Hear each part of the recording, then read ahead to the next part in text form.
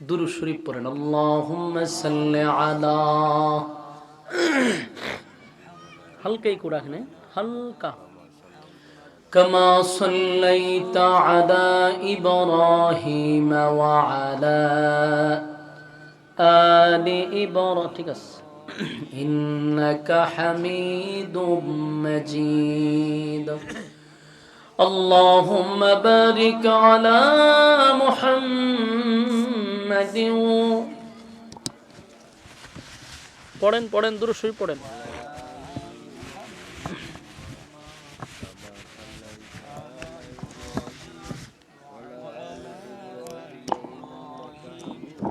ইন্নাকা হামিদুম মাজিদ।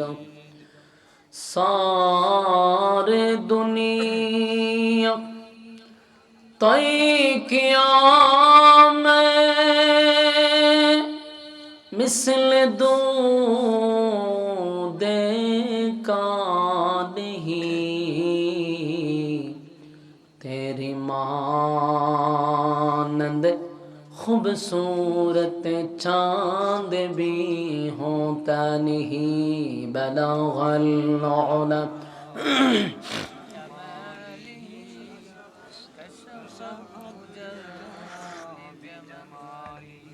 हसूनत जमिया खसालिही,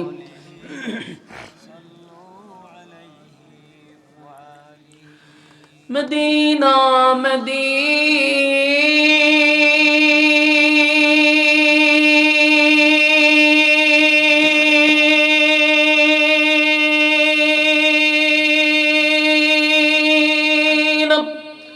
मदीना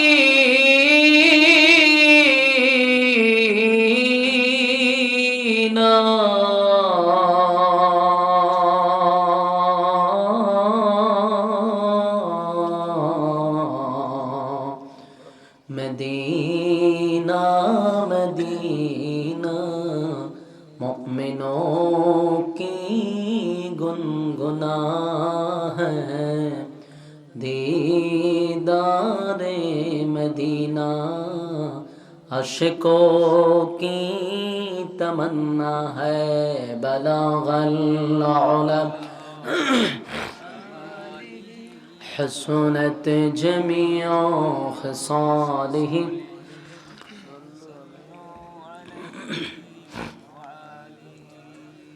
जिक्रे बातिल को हटा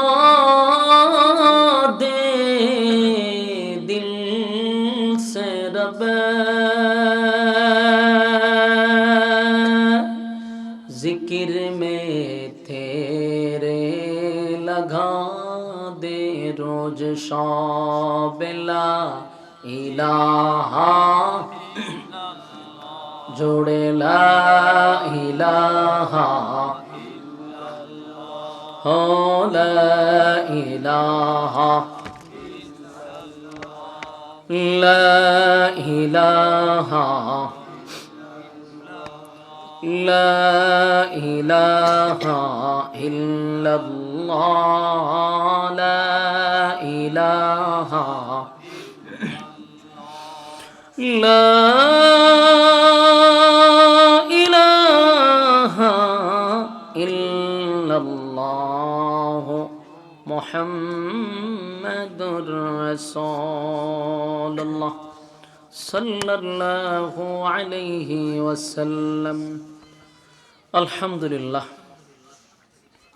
সিরাজগঞ্জ জেলার অন্তর্গত তারাশ মাগুড়া মুকুন্দ ইসলামী যুব সমাজ কল্যাণ পরিষদ কর্তৃক আয়োজিত আজকের এই ঐতিহাসিক 2 দিনব্যাপী তাফসীরুল কোরআন মাহফিলের সম্মানিত সভাপতি, প্রধান অতিথি, বিশেষ অতিথিবৃন্দ, মুআজ্জাজ মুকাররম হযরত উলামায়ে কেরাম, উপস্থিত আছেন আমার নওজোয়ান তরুণ যুবক ভাইয়েরা, মুরব্বিয়ান আযম, মাইকের আওয়াজ যতটুকু দূরে যায় অবস্থানরত আছেন পর্দানিশী মা ও বোনেরা, সকলকে আমার অন্তরস্থল থেকে জ্ঞাপন করছি মোবারক, শুকরিয়া আদায় করছি যে রব্বি করিম মুসলমানের ক্লান্তি লগ্নে, ফিতনা ফাসাদের এই যুগে দুনিয়ার সমস্ত কাজকর্ম থেকে ফারেগ হয়ে এমন একটি দ্বীনি মজলিসে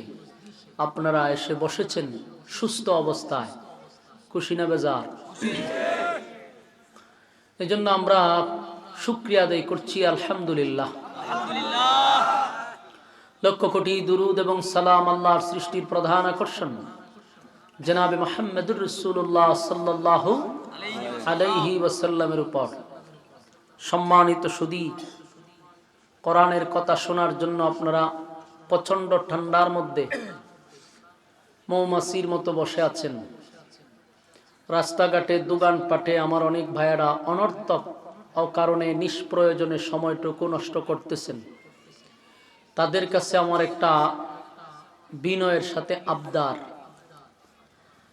আপনি যদি আগামী কাল পর্যন্ত বেঁচে থাকি, তাহলে যেইভাবে আপনারা সময় অপচয় করতেছেন, আড্ডা মারতেছেন, গল্প করতেছেন, এই গল্প এবং আড্ডা আগামীকালকেও মারা যাবে।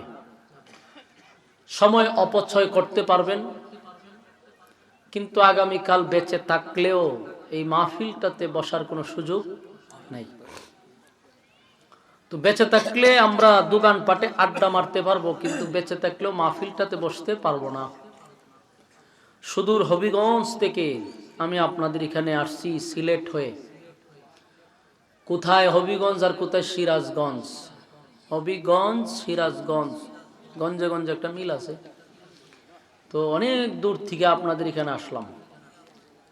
আপনারা যদি রাস্তাঘাটের দোকানপাটে বসে আড্ডা মারেন, চা খান, গল্প করেন, তাহলে আমি মনে করব আপনাদের মতো কপাল পোড়া আর কেউ নাই এলাকায়। এটা প্রতিদিন মাহফিলটা হবে না, বছরে একবার। আজকে দোকান বন্ধ করে দিলেন, অসুবিধা কি? বেচা কিনা তো কালকেও করতে পারবেন, কিন্তু কালকে তো মাহফিলটা পাবেন না। এই জন্য উচিত সমস্ত কাজকর্ম বাদ দিয়া ফ্যান্ডেলে বসে যাওয়া।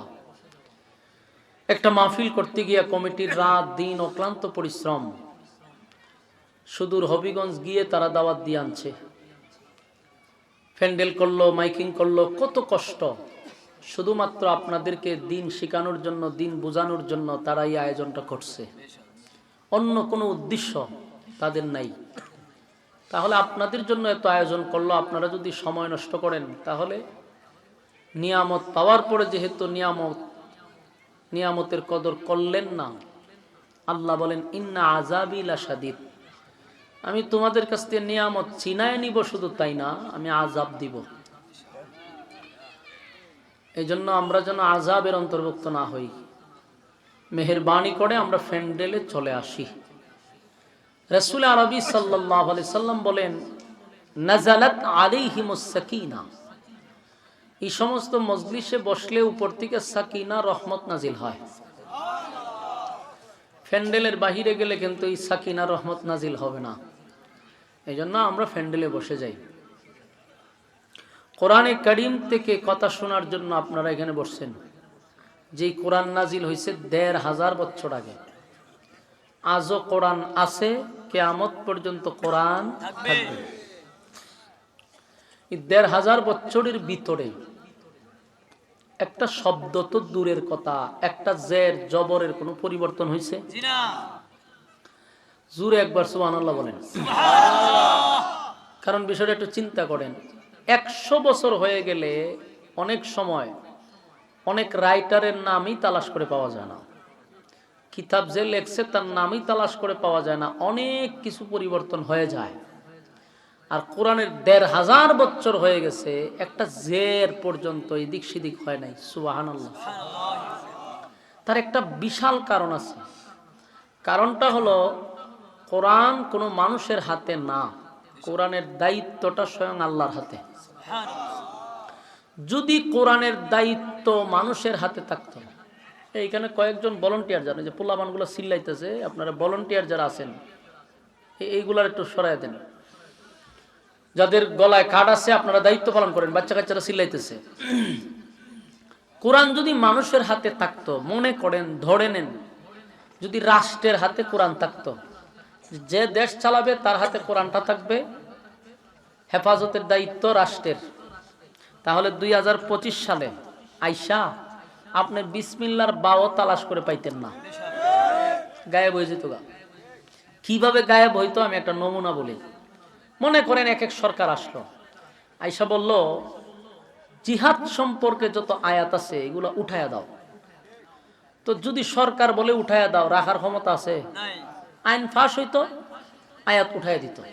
তো এক সরকার আয়া উঠাইল জিহাদের আয়াত, আরেক সরকার আয়া বলতো যে কোরআনে যতগুলা আয়াত আছে পর্দা সম্পর্কে সবগুলা পর্দার আয়াত উঠাইয়া দাও। তখন সরকার বলছে রাখার তো ক্ষমতা নাই, তো পরের সরকার আয়া পর্দার আয়াত সব উঠাই দিল। আরেক সরকার আয়া বলতো যে নামাজের আয়াতগুলি উঠাইয়া দাও। যেহেতু আমরা অনেক নেতারা নামাজ পড়তে পারি না, আমরা যারা দেশ চালাই তারা তো নামাজ পড়তে পারি না, যদিও বছরে ইলেকশনের সময় একটু নামাজ কালাম আমরা করি। ইলেকশনের পরে তো আর আমরা মসজিদের সাথে কোনো সাক্ষাৎ নাই, টুপির সাথেও না, পাঞ্জাবির সাথেও না। টুপি আর পাঞ্জাবি পরিধান করে একমাত্র ইলেকশনের আগে। যদিও সারা বছর নির্বাচনে ফাঁস করলে পরে খালি হইব আলেমদেরকে ধর্ম ব্যবসায়ী, কিন্তু এরা ধর্মটারে ফুজি করি কিন্তু ক্ষমতাতে আসে। ক্ষমতাতে আসার আগে পাঞ্জাবি লাগায়, টুপি লাগায়, ঘন ঘন মসজিদে যায়। তুমি তো ধর্মটার ইউজ করলাম। আর আমরা তো জন্মের পর থেকে এই ড্রেস আপ, এই পোশাক, আমরা তো আর পরিবর্তন নাই, কিন্তু তোমাদের রং পরিবর্তন হয়। তো তারা করতো কি, নামাজের আয়াত উঠাই দিত। নামাজের আয়াত উঠাই দিত, সরকার বলছে উঠাই দিছে। বর্তমান যে সরকার আছে এই সরকার আয়া বলতো সুদের আয়াতটা উঠাই দাও, ঠিক না? কারণ এই সরকার আয়া হয়তো সুদের আয়াত থাকলে তো আমার ইজ্জতে লাগে, কারণ আমি এই ব্যাপারে পিএইচডি করা, পুরস্কার পাইছি গোটা পৃথিবীতে, নোবেল বিজয়ী হয়েছি, এই আয়াত থাকলে তো আমার সমস্যা, উঠাইয়া দিত। তো এই যে এক এক সরকার আয়া এক এক আয়াত উঠাইতে 1500 বছরের ভিতরে বিসমিল্লাহর বাও থাকতো না, ঠিক নেই? এটা আল্লাহ জানেনি, জানে যে মানুষের হাতে দিলে কোরআন থাকবে না।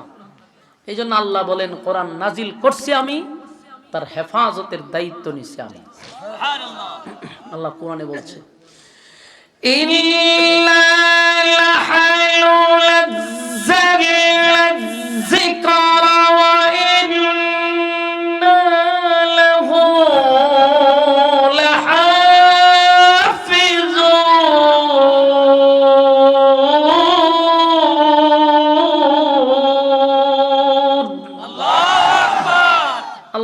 নাজিল করছি আমি, হেফাজতের দায়িত্ব নিচ্ছি আমি। সুবহানাল্লাহ।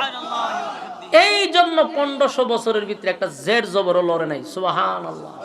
এটা জ্বলন্ত এক মুজিজা গেল, এক নাম্বার। 2 নাম্বার হলো পৃথিবীতে যত গ্রন্থ আছে প্রত্যেকটা গ্রন্থের রাইটার শেষের পৃষ্ঠা একটা কথা লিখতে বাধ্য হয়, এটা হলো যে আমার ভুল হতে পারে, ভুল হতে পারে। যারা বই পুস্তক পড়ে না তো এগুলো জানার কথা। পিছনের পৃষ্ঠা লেখা থাকে যে আমার ভুল হইতে পারে, ধরিয়ে দিবেন, পরবর্তীতে সংশোধন করব। কিন্তু পৃথিবীতে শুধু একটা গ্রন্থ আছে যেই রাইটার চ্যালেঞ্জ করছে হেডলাইনে ভুল নাই। সুবহানাল্লাহ। এটা হলো মহাগ্রন্থ আল কোরআন। যালিকাল কিতাবু লা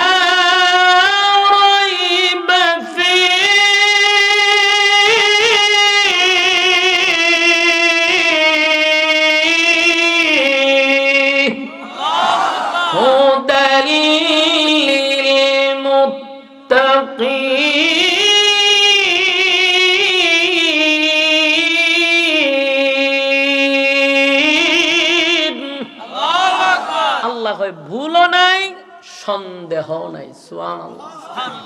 শুধু ভুল নাই এতটুকু বলছে না, যে সন্দেহ করা যাবে না, সন্দেহ করলে ঈমান চলে যাবে।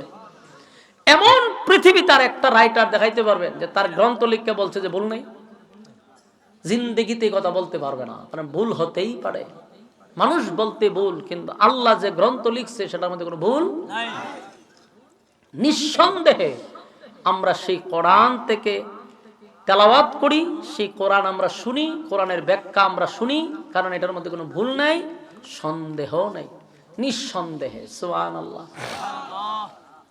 সেই কোরআন শোনার জন্য আপনারা আরামের ঘুম, আরামের বিছানা ছেড়ে এখানে বসছেন। মোনাজাত পর্যন্ত আপনারা মোনাজাত পর্যন্ত থাকবেন, মোনাজাত পর্যন্ত বসবেন, এই নিয়ত করা যাবে তো ইনশাআল্লাহ? মোনাজাত পর্যন্ত থাকা এবং বসা এবং নিয়ত করা, এই ব্যাপারে কারা কারা একমত হাত তুলেন।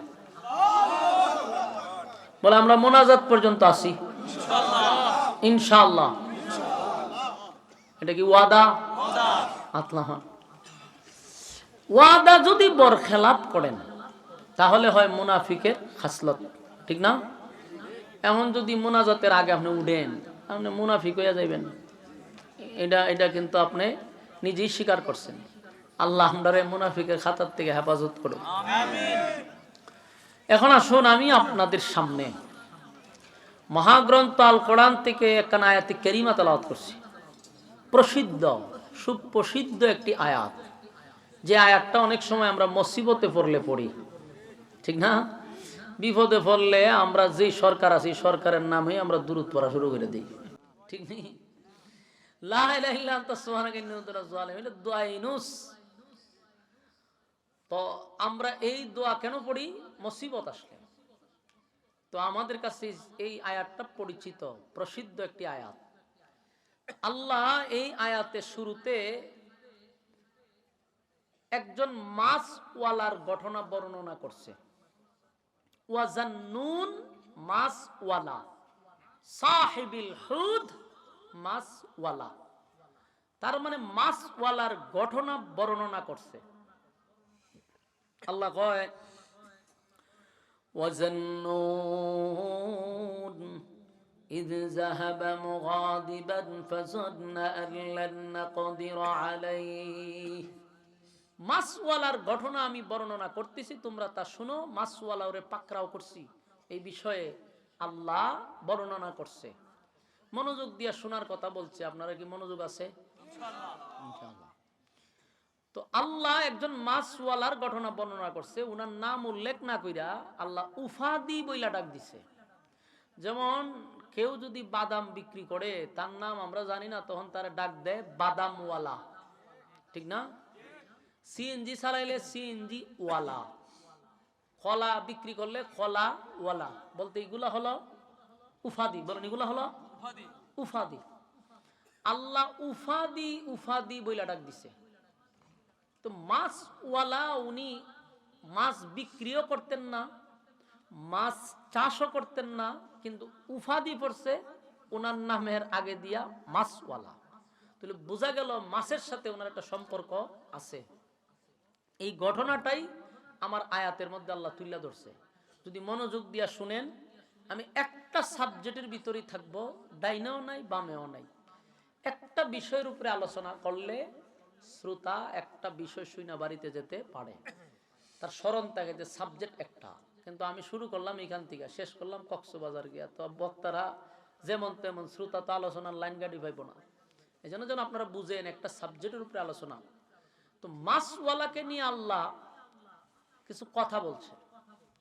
আসুন আমরা মাছওয়ালার সঙ্গে একটু পরিচিত হই, এরপর আয়াতের দিকে আমরা যাব। রাজি আছো তো ইনশাআল্লাহ? আপনারা কি গুম গুম ভাব ধরছে, জিমাইতেছেন? শরীরটা একটু এমনি এইভাবে লাড়া ছাড়া দেন না দেখি, এই এমনি দেন এমনি দেন। আপনারা গুমরা ছুটাইতে বল লিল্লাহে তাকবীর, তাকবীর, লিল্লাহে তাকবীর। ঘুম গেছিনি? ও কথা হয় না, লাড়া দেন। ঘুম গেছে? কোনো ক্লান্তি নাই তো? দেখেন আপনারা ঘুম সরাইছি, শয়তান দৌড়াইছি।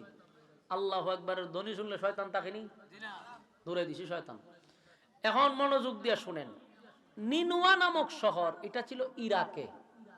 ইরাকে একটা শহরের নাম হলো নিনুয়া নামক শহর। এখানে বসবাস করত 4 থেকে 5 লক্ষ মানুষ। এই 5 লক্ষ মানুষ একটাও ইমানদার ছিল না, সব বেঈমান। তো এই গোত্রের মধ্যে এই শহরে একজন নবী আল্লাহ পাঠাইছে।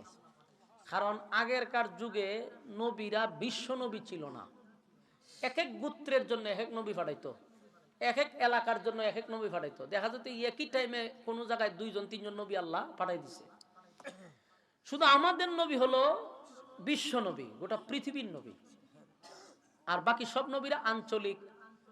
তো ওই 5 লক্ষ মানুষের কাছে যেই নবীরে পাঠাইছে, এই নবীর উপাধি হইল মাসওয়ালা, আর ওনার নাম হইল ইউনুস আলাইহিস সালাতু ওয়াস সালাম। ইউনুস নবীর আল্লাহ পাঠাইছে এই গোত্রের কাছে কালেমার দাওয়াত দেওয়ার জন্য। ইউনুস নবী টানা 40 বছর দাওয়াত দিছে।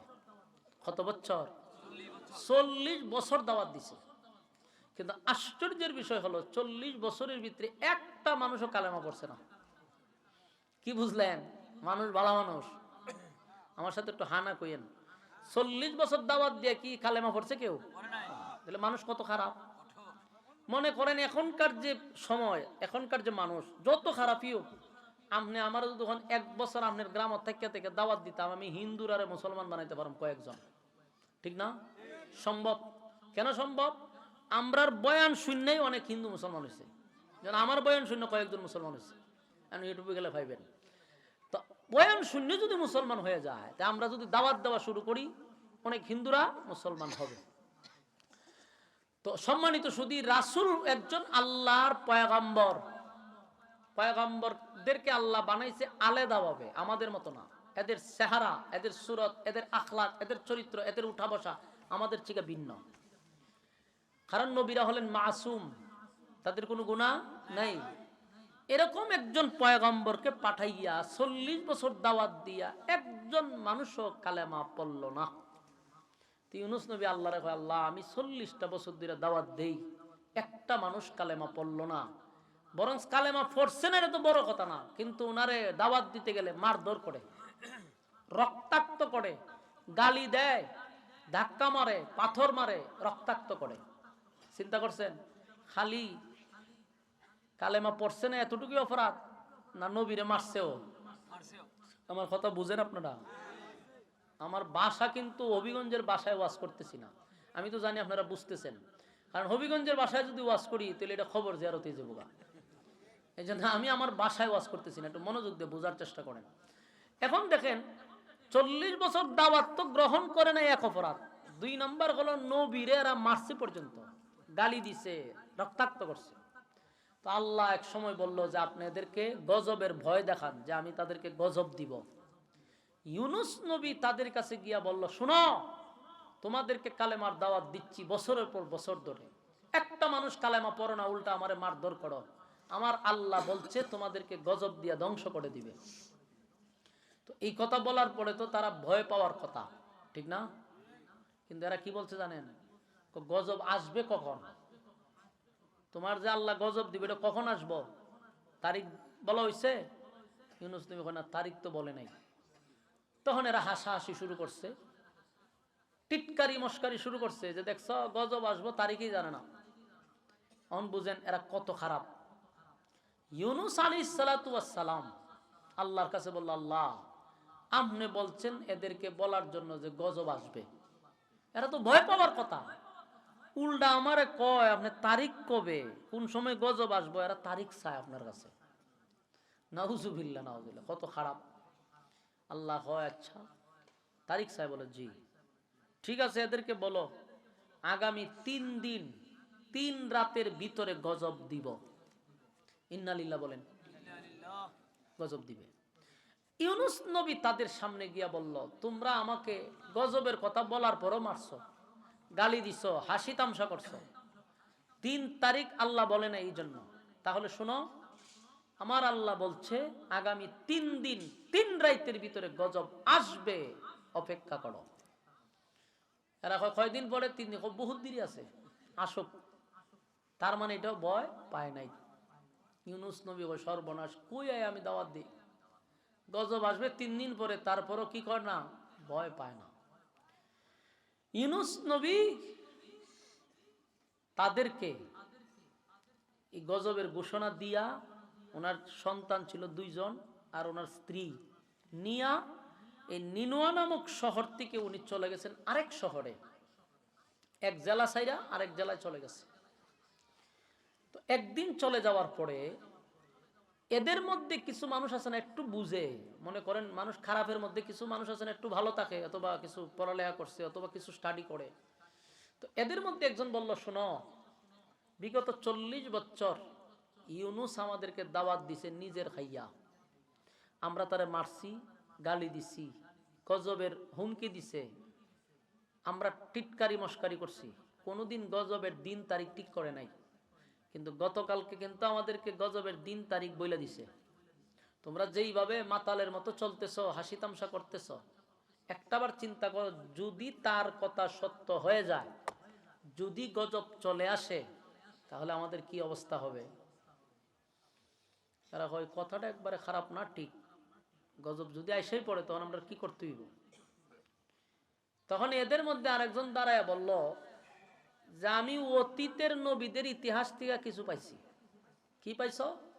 বলে গজবের দিন তারিখ ঠিক হওয়ার পরে নবীরা এলাকায় থাকে না, এলাকা ছেড়ে অন্যত্রে চলে যায়, দূরে কোথাও চলে যায়। তোমরা যদি ইউনুসরে গিয়া বাড়িতে পাও তাহলে 100% গজব আসবে না, আর যদি ইউনুস বাড়িতে না থাকে তাহলে 100% গজব আসবে। এরা কয়েকজন মানুষ গেছে ইউনুসের বাড়ি, ইউনুস নবীর বাড়িতে গিয়া দেহে দরজা লাগানো নাই, তার মানে এরা বুঝতে পারছে গজব আসবে। পুরা এলাকা তালাশ করছে, কোথাও পাওয়া যায় না। দেশবাসীর কাছে গিয়া বলল যে ঘটনা তো সত্য, আমরা কোথাও ইউনুসকে পাই নাই, তার মানে 100% গজব আসবে, প্রস্তুতি নাও। মানুষ তখন চিন্তা করে গেছে, এত খারাপ মানুষ, কিন্তু একটা ভিতরে কি মারছে? মুসরা মারছে, ভিতরে একটা লারা দিছে, যদি গজব আসে। কারণ ইউনুস তো নাই, এখন কি করা যায়? কারণ গজব তখনই আসে যখন মানুষ পাপাচার করে। গজব আল্লাহ তখনই দেয় মানুষ যখন সীমা লঙ্ঘন করে। জমিনে যখন বেশি পাপ হয়, আকাম কুকাম হয়, তখন জমিনে আল্লাহ গজব দেয়। আমার কথা আপনারা বুঝেন? বুঝলে মুখ বন্ধ করেন না, হা না কইেন। কইলে আমি বুঝুম যে আমার কথা বুঝতেছে। আপনারা যে চুপ করে বয়ে থাকেন, আমি টেনশন হতে যে আমার বাসা বুঝছেনি, তখন আর একটা কথা বলার আগ্রহ তৈরি হয় না। এই জন্য একটু ঠিকঠাক হা না কইেন, বলে বুঝুম যে বুঝতেছে। জমিনে কখন গজব দেয়? যখন জমিনে পাপাচার হয়। আপনারা দেখছেন গত শুক্রবার গোটা বাংলাদেশে একটা ভূমিকম্প হয়েছে। আপনারা এই সিরাজগঞ্জে হয়েছে? হ্যাঁ, গোটা বাংলাদেশে ভূমিকম্প হয়েছে। আপনারা শুনছেন একদিনের ঘটনা, এই ঠিক এর পরের দিনই 3বার ভূমিকম্প হয়েছে। একই দিনে 3বার হয়েছে ঢাকাতে। আর ভূমিকম্পগুলো যখন আসে তখন শহর কেন্দ্রিক আসে। সবচেয়ে বেশি গুনাহ, সবচেয়ে বেশি জেনা বেবিচার সবচেয়ে বেশি হয় শহর কেন্দ্রিক। সবচেয়ে বেশি জেনা বেবিচার হচ্ছে ঢাকাতে। প্রতিদিন হাজার হাজার জেনা বেবিচারে লিপ্ত, সমগামীতে লিপ্ত। আল্লাহ গজব দিব না তো কি করব? এই যে জাকুনি দিছে, এটা একটা আলামত দিছে, আলামত, স্যাম্পল। আল্লাহ এই ভূমিকম্প দিবে, বড় একটা ভূমিকম্প আছে, যেটার ব্যাপারে একটা সূরা নাজিল করছে। ভূমিকম্প নামক একটা সূরা আছে কোরআনে, এটা জানেননি? সূরা জিলজাল, এর বাংলা অর্থ হলো ভূমিকম্পের সূরা। ইযা যুলজিলাতিল আরদু জিলজালাহা ওয়া আখরাজাতিল আরদু আসকালাহা وقال الإنسان ما لها। জমিনের মধ্যে একটা ভূমিকম্প হবে, জমিনের মধ্যে একটা জাকুনি হবে, এটা হবে ফাইনাল। ইজা জুলজিলাতিল আরদু জিলজালাহা, ভূমিকম্প হবে, জমিনের মধ্যে জাকুনি দিবে। জমিনের মধ্যে আল্লাহ জাকুনি দিবে, জমিনের মধ্যে ভূমিকম্প হবে। ওয়া আখরাজাতিল আরদু আসকালাহা, জাকুনির কারণে জমিনের ভিতর থেকে সম্পদগুলা বাহির হবে, জমিন উগলায়া দিবে, দামি দামি দামি সম্পদগুলা বাহির হয়ে যাবে। ওয়াকালাল ইনসানু মা লাহা, মানুষ তখন মাতালের মতো ঘুরবে আর বলবে, জমিন তোমার কি হয়ে গেল? এই যে ভূমিকম্প, এক নাম্বার কারণ হলো মানুষ গুনাহ গুনাহ গুনাহ করতে করতে করতে করতে সীমা লঙ্ঘন করছে রে। আল্লাহ কয়, যেখানে গুনাহ বেশি সেখানে আমার গজব যায়। আল্লাহ মাফ করুক, যদি এর থেকে বড় ভূমিকম্প হয়, 9 মাত্রার ভূমিকম্প যদি ঢাকার জমিনে একবার ঘটে যায়, কসম খোদার একসঙ্গে কয়েক লক্ষ মানুষ, এমনকি কোটি মানুষও মারা যেতে পারে। কারণ যে বিল্ডিং হয়েছে ঢাকা শহর, যদি অনুমোদন পায় 5 তলার, তে করে 10 তলা, 10 তলার অনুমোদন পাইলে এটা 20 তলা করে। কোনো প্ল্যান নাই, কোনো কিছু ছাড়াই তারা বিল্ডিং করতেছে। দেখবেন হাজার হাজার বিল্ডিং দাঁড়ায় গেছে ঢাকা শহরে। যদি আল্লাহ একটা জাকুনি দেয়, সবগুলা পড়বে, মানুষ মারা যাবে, বিল্ডিং এর নিচে পড়ে। তারে উদ্ধার করতে করতে করতে করতে শরীর কঙ্কাল হবে, ছিন্নও পাবে না। এই জন্য আসুন, ভূমিকম্প কখন দেয়? মানুষ যখন সীমা লঙ্ঘন করে, গুনাহে মানুষ লিপ্ত হয়। আল্লাহর কাছে আমরা যদি মাপ চাই, মালিক আমরা আর গুনাহ করব না, আমরা আর পাপাচার করব না, মালিকের কাছে যদি তওবা করি, মালিক মাফ করে দিবে। গজব থেকে বেঁচে যাব, ধ্বংসের থেকে আমরা বেঁচে যাব। আর যদি তেরামি করি, তাহলে কিন্তু গজব আসবে। শুধুমাত্র খারাপ মানুষের উপরে গজব আসবে বিষয়টা এমন না। খারাপ মানুষকে ধ্বংস করার সময় ভালো মানুষটাকে আল্লাহ ধ্বংস করে দিবে। তাই মরার সময় শুধু খারাপ মানুষ মরে না, হাজী সাহেব মরবে, হাফিজ সাহেব মরবে, মৌলানা সাহেব মরবে, ঠিক নেই? আল্লাহ বলেন, আমি গজব দেই যখন সমাজের মানুষ সীমা লঙ্ঘন করে। ইউনূস আলাইহিস সালাতু ওয়াস সালামের গোত্রের মানুষ এমন ভাবে পাপাচারে লিপ্ত, তাদেরকে কালেমার দাওয়াত দেয় ইউনূস আলাইহিস সালাতু ওয়াস সালাম। পয়গম্বররে তারা অত্যাচার করলো, নির্মম ভাবে তারা রক্তাক্ত করলো। পয়গম্বর গজবের ভয় দেখাইলো, গজবের ভয় তো পাইলই না, উল্টা ইউনূস নবীরে নিয়ে আরো টিটকারি মস্কারি করছে। ইউনূস নবী ঘোষণা দিল, তোমাদের উপরে গজব আসবে আগামী 3 দিন 3 রাতের ভিতরে। এই ঘোষণা দেওয়ার পরে ইউনূস নবী তার 2টা ছেলে এবং স্ত্রীকে নিয়ে দেশ ছেড়ে আরেকটা শহরে চলে গেছে। নিনুয়া নামক শহরের মানুষ ইউনূস নবীরে তালাশ করতে লাগলো। কোথায় গেল রে ইউনূস পয়গম্বর? 2 দিন হয়ে গেছে, রইছে মাত্র 1 দিন। এরার ভিতরে কিন্তু একটা লারা মারছে, যদি গজব আসে রে কি অবস্থাটাই না হবে। 3 দিন যখন হয়ে গেল, সকাল বেলা আসমানের দিকে তাকায়া দেখে আসমানটা কালো হয়ে গেছে। আপনারা যদি একদিন ঘুম থেকে ওইটা দেখেন, গোটা আসমানটা কালো হয়ে গেছে, ভয় লাগবে নি? সকালবেলা ঘুম থেকে জাগ্রত হইয়া দেখে আসমানটা কালো হয়ে গেছে, আর বড় বড় আওয়াজ হচ্ছে। যেমন দেখবেন বৃষ্টি, শিলা বৃষ্টি আসলে আসমানে ডাক দেয় না? এটা কি দেখুন, যখন বড় বড় ডাক মারে তখন কিন্তু ভয় লাগে, কথা কয় না? এরকম ডাক দেওয়া শুরু করছে, আওয়াজ, বিকট আওয়াজ শুরু হয়ে গেছে। নিনুয়া নামক শহরের মানুষ গজব দেখে ফলাইছে। তারা চিৎকার দিয়া বলে, তোরা কোথায় রে? ইউনূস আমাদেরকে টানা 40 দিন পর্যন্ত দাওয়াত দিল, 40 দিন পর্যন্ত দাওয়াত দিল। হায় রে, 40টা বছর দাওয়াত দিল। কত মায়ের মারলাম, কত রক্তাক্ত করলাম। উনি যে আল্লাহর পয়গম্বর, আমরা এটা বোঝারও চেষ্টা করলাম না। আজকে ইউনূস নবী আমাদেরকে ঘোষণা দিল গজবের।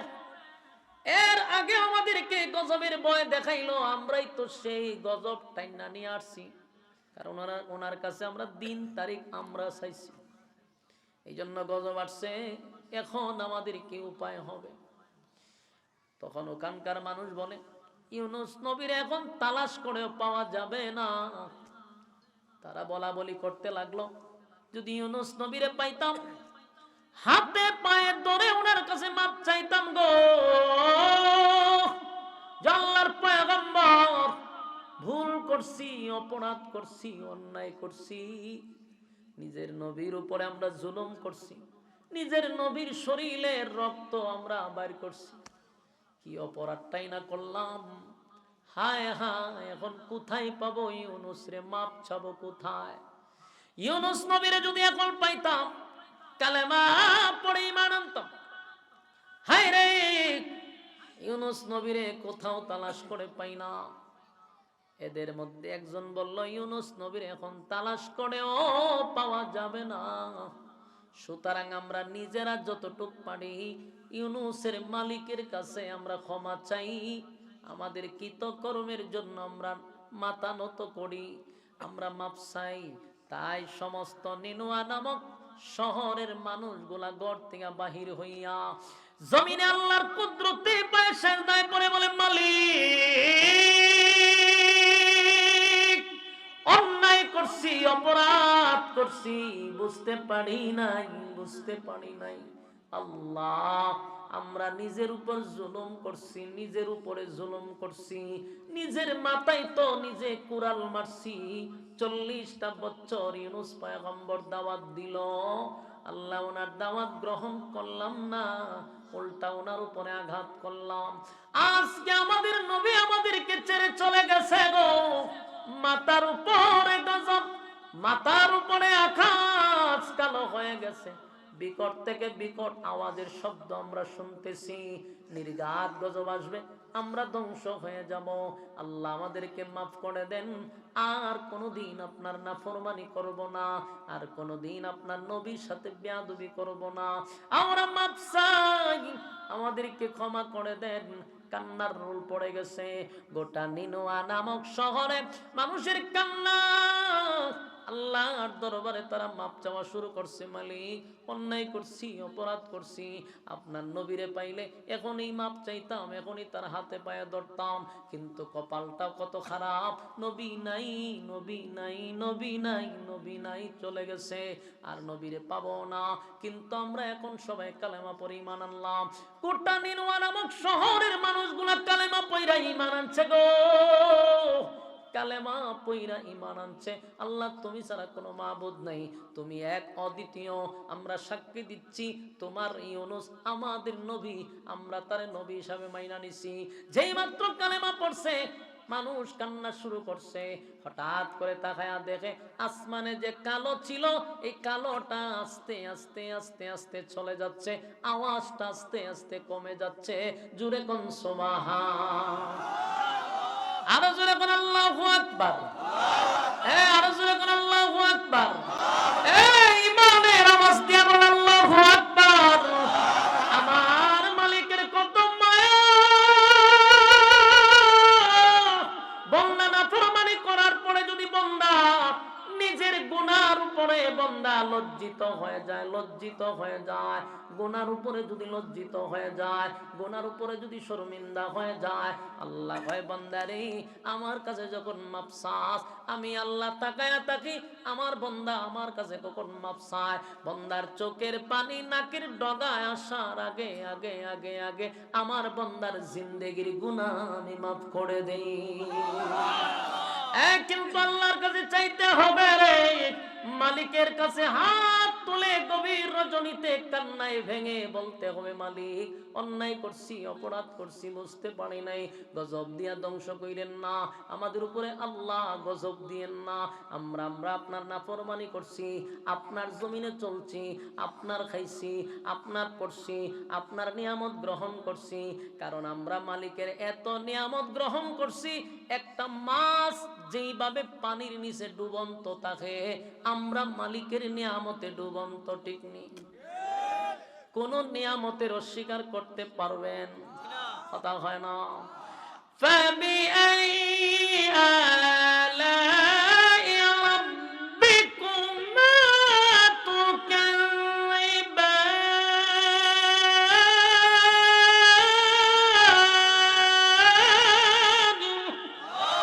আল্লাহ কয়, কোন কোন নিয়ামতের অস্বীকার করবি? ক, আমি তোরে কোন নিয়ামতটা দেই নাই?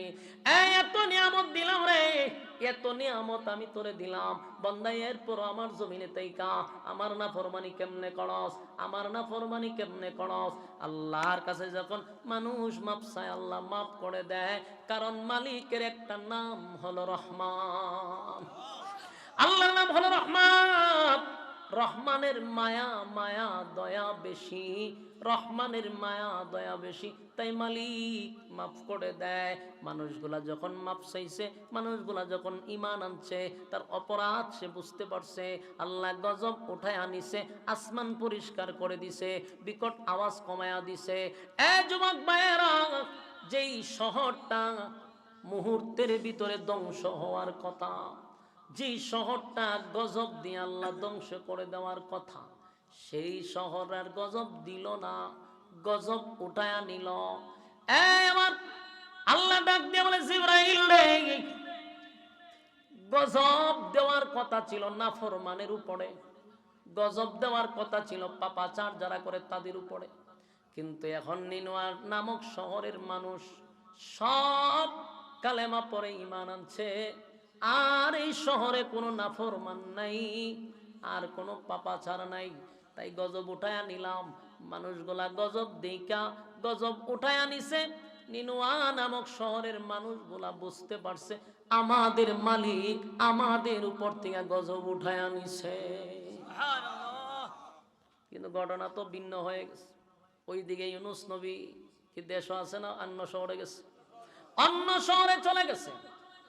ইউনুস নবী ভাবতেছে হয়তোবা নিনওয়া নামক শহর এতক্ষণে আল্লাহ গজব দিয়া উড়াইয়া দিছে, সব ধ্বংস হয়ে গেছে। ইউনুস নবী চিন্তা করলাম আমি আর 2-3 দিন পরে নিনওয়া নামক শহরে যাব, যেহেতু দেশ ধ্বংসই হয়ে গেছে, মানুষ সব মারা গেছে, গজব দিয়া আল্লাহ হয়তোবা ধ্বংস করে দিছে। হঠাৎ করে 2 দিন পরে নিনওয়া নামক শহরের একজন মানুষ গেছে ইউনুস নবী যেই শহরে সেই শহরে। ওই লোকটা ইউনুস নবীরে চিনতে পারে নাই, ইউনুস নবীর মুখ ঢাকা ছিল, চিনতে পারে নাই। ইউনুস নবী তারা দেখার পরে বলল, আপনি কোথা থেকে আসছেন? ওই লোকটা কয়, আমি নিনওয়া নামক শহর থেকে আসছি। ইউনুস নবী আশ্চর্য হয়ে গেছে, এই শহরে তো মানুষ থাকার কথা না, এই শহর তো ধ্বংস হয়ে যাওয়ার কথা। তখন লোকটারে জিজ্ঞাইল, কেন নিনওয়া নামক শহর কি ধ্বংস হয় নাই? বলে, না, এই মাত্র তো আমি আসলাম। ইউনুস নবী আশ্চর্য হয়েছে, ঘটনা কি? বলুন, উনি কি সব জানে? কথা হয় না, নবীরা গায়েব জানে, জানে না? নবী যদি গায়েব জানতো তাহলে নিনওয়া নামক শহরে কি ঘটছে সেটাও তো জানার কথা। কিন্তু নবীরা গায়েব জানে না, আল্লাহ যা জানায় নবীরা তা জানে। আমরা দেশের কিছু লোক আছে নবীরও গায়েব জানে, আশ্চর্যের ব্যাপার। আপনার এলাকাতে তো এতটুকু হইতে পারে, আমরা এলাকাতে ফিরেও জানে, আমরা এলাকাতে একটু অ্যাডভান্স, ফিরেও গায়েব জানে। নাউজুবিল্লাহ। গায়েবের একমাত্র মালিক কে? আল্লাহ ছাড়া পৃথিবীর কোন নবী রাসূল গায়েব জানতেন না। ইউনুস নবী তো মনে মনে ভাবতেছে শহর ধ্বংস, কিন্তু এই লোক আসছে শহর থেকে, বলল যে আমি তো নিনওয়া নামক শহর থেকে আসছি, কোনো ক্ষয়ক্ষতি দেখি নাই। ইউনুস নবী আস্তে করে সইরা গেছে, সইরা চিন্তা করলো আল্লাহ আমার নিজে কইছে ধ্বংস করে দিবে। এই নিনওয়া নামক শহরের মানুষগুলার আমি গজবের কথা বলার পরে তারা আমার মারধর করছে, হাসি তামসা করছে, টিটকারি মস্কারি করছে, খালি গজব আসবে আসবে বলছি এই কারণেই মারছে। এখন যে আমি গজবের দিন তারিখ দিয়ে আসলাম, এখন যে গজব আসলো না, এরা যে মরল না, এখন যদি আমি নিনওয়া নামক শহরে যাই এরা তো আর আমারে ভয় পাবে না, এখন আমারে জিন্দা মেরে নেব, গেলে বাইরেই মেরে নেব আমারে। এটা হলো ওনার ধারণা, কিন্তু উনি জানে না যে নিনওয়া নামক শহরের সব মানুষ কালেমা পড়ে ঈমান আনছে, আর উনি যে এরার নবী, এখন উনারা যে তালাশ করতেছে এটা তো উনি জানে না। উনার ধারণা হইলো আগের ধারণা যে আমি যদি এখন যাই আমার বাইরে মেরে নেব, 100% মারবো। কেন? যে তুই গজবের দিন তারিখ দিলি, গজব আসলো না, তার মানে এতদিন যা বলছো সব ধোঁকা, আমার মেরে নেব। এটা ছিল উনার ধারণা। আর ওই দিকের ধারণা হলো সবাই কালেমা পড়ে ঈমান আনছে, এরা নবীরে জান প্রাণ দিয়া তালাশ করতেছে, পাইতেছে না। ইউনুস নবী এখন একটা সিদ্ধান্ত নিছে, না আমি আর এই শহরে যাব না, আমি শহরে গেলে আমার মারবো, সুতরাং আমি শহরকে এই দেশই ছেড়ে দিব, এই জাতির আর কালেমার দাওয়াতও দিতাম না, আমি আমার দেশ ছেড়ে যাবো না। এই সিদ্ধান্তটা ওনার ব্যক্তিগত না আল্লাহর পক্ষ থেকে? ব্যক্তিগত সিদ্ধান্ত। বলুন কি সিদ্ধান্ত? ব্যক্তিগত সিদ্ধান্ত নিছে। আল্লাহ এখনো ওনার কাছে কোনো বার্তা পাঠায় নাই, এখনো কোনো কথা ওনার আল্লাহ শোনায় নাই, কিন্তু এর আগে আগেই উনি সিদ্ধান্ত নিছে উনি থাকবে না, উনি দেশে থাকবে না, দেশ ছেড়ে বিদেশ চলে যাবে। এটা ওনার ব্যক্তিগত সিদ্ধান্ত। আর এই সিদ্ধান্তটা আল্লাহর কাছে পছন্দ না, এই সিদ্ধান্ত আল্লাহর কাছে পছন্দ হয় নাই। ইউনূস নবী মনে করছে আমি যদি যাই আমারে মারবে, আমি দেশ ছেড়ে বিদেশ চলে যাব, সেখানে গিয়ে প্রয়োজন আবার দাওয়াত দিব অন্য গোষ্ঠীরে, এই জাতির আর দাওয়াত দিয়ে লাভ নাই। এটা তো ওনার ব্যক্তিগত সিদ্ধান্ত, এটা তো আল্লাহর সিদ্ধান্ত না। উনি ভাবছে ওনারে আল্লাহ পাকড়াও করবে না, আল্লাহ ওনারে ধরবে না, কিন্তু আল্লাহ ওনারে এই সিদ্ধান্ত নেওয়ার কারণে ওনারে পাকড়াও করবে, ওনারে ধরবে। কিন্তু উনি ভাবছে ওনারে ধরবেও না, কিছু করবেও না, সিদ্ধান্ত উনি নিয়ে নিছে দেশ ছেড়ে দিব। এখন ওনার বিবি আর 2 ছেলেরে লইয়া উনি দেশ ছেড়ে বিদেশ যাওয়ার জন্য অলরেডি রওনা দিয়া দিছে। বলুন ব্যক্তিগত সিদ্ধান্ত না আল্লাহর সিদ্ধান্ত? ব্যক্তিগত সিদ্ধান্ত, রওনা দিয়ে দিছে। এটা আল্লাহর কাছে পছন্দ হয় নাই। মনোযোগ দিয়ে শুনেন, এখনো কিন্তু মাছওয়ালার ঘটনা শুরু হয়েছে না, আমি এখনো শুরুই করছি না। তো ইউনূস নবী ওনার 2 সন্তান বিবিকে নিয়ে 4 জন মিল্লা রওনা দিছে। তো এখনকার যুগে তো গাড়ি আছে, বিমান আছে, ঠিক না? তখনকার এগুলো ছিল, এক দেশ থেকে আরেক দেশে যাইতে গেল হাঁটতে যাওয়ান লাগছে। উনি হাঁটতে হাঁটতে হাঁটতে হাঁটতে মরুভূমি পাইরিছে। পাইরিয়া একটা রাস্তায় যখন উনি গেছে, তখন গিয়া দেখে কিছু বকাটে ছেলে, উশৃঙ্খল কিছু ছেলেরা ওনারে ঘেরাও করছে। ঘেরাও কইরা ওনার বিবিরে আটকায়া দিছে, বললো যে না, এই রাস্তা দিয়ে কোনো মেয়ে লোক যেতে পারবে না, এই রাস্তা দিয়ে মেয়ে লোক গেলেই আমাদের সর্দারের কাছে আমরা নিয়ে যেতে হয়, এটা হলো এখানকার নিয়ম। ওই যুগের একটা নষ্ট লোক ছিল, আপনারা এখানে কি কয়, লুচ্চা হয়নি, ওই লুচ্চা কোম্পানির মনে করেন একবারে হেডমাস্টার। হে এখান থেকে কোনো মহিলা গেলেই এটারে বুক করে নিয়ে যায়। এই রাস্তা দিয়ে যে মহিলা গেলেই দৌড়ে, আর উনি তো আল্লাহর পয়গম্বরের স্ত্রী, এ তো বোঝা দরকার, এরা তার এইগুলা বুঝে না। ওনার বিবিরে টানাটানি করতেছে, উনি এখানে খুব হাতাহাতি করলো যে ভাই আমার স্ত্রী, আপনারা এগুলা করবেন না। কোনো কথাই শুনতে রাজি না। উনার বিবি উঠতে বলল যে আল্লাহর পয়গম্বর, আপনি আপনার রাস্তায় চলেন সন্তান নিয়ে, আর আমারে আপনি আল্লাহর জিম্মায় ছেড়ে দেন। বলুন কার জিম্মায়? আপনি আমার আল্লাহর জিম্মায় ছেড়ে দেন, কারণ এরা ছাড়বেও না, আমারে ছাড়া এরা যাবেও না। আল্লাহর পয়গম্বর চিন্তা করলো যে আমি যতই করি এরা আমার বউকে নিয়েই যাবে, লইয়া গেছে। এখান থেকে পাকড়াও শুরু হয়েছে। বলুন কি শুরু হয়েছে? ওয়াজান্নুন মাসওয়ালা ইয যাহাবা মুগাদিবান ফাযান্না আন লান নাকদিরা আলাইহি ফানাদা ফিজ যুলুমাত। আল্লাহ মাসওয়ালা মনে করছে তারে পাকড়াও করব না, কিন্তু আমি তারে পাকড়াও করব। কথা বুঝতেছে? ইউনূস নবী মনে করছে আল্লাহ তারে ধরবে না, কিন্তু আল্লাহ ধরে লেছে। প্রথমেই ওনার বিবিরে ওনার কাছ থেকে আলাদা করে দিল। 2 সন্তান নিয়ে এখন বারাক্রান্ত মন নিয়ে উনি আবার বিদেশের উদ্দেশ্যে রওনা দিছে, বউ নিয়ে গেছে। যখন উনি মরুভূমি পার হলো, তখন একটা নদী, সামনে একটা নদী, এই নদীর পর হইল সাগর। সাগরের মাছ ওই কিনারায় যাত্রীবাহী জাহাজ ছিল। তখনও জাহাজ আসিল, কিন্তু তখনকার জাহাজে ইঞ্জিল ছিল না। কথা বুঝতেছেন? এখন তো প্রযুক্তির যুগ, ইঞ্জিল আছে। তখন সাগরে জাহাজ ছিল, কিন্তু ইঞ্জিল ছিল না। তখন ছিল ফাল, ওই যে বাতাসে যে নিয়ে যায়, এটা কি তা কই, বাদাম, বাদাম বলে কয়। আচ্ছা যাক, আপনার বাসা আমি বুঝি না।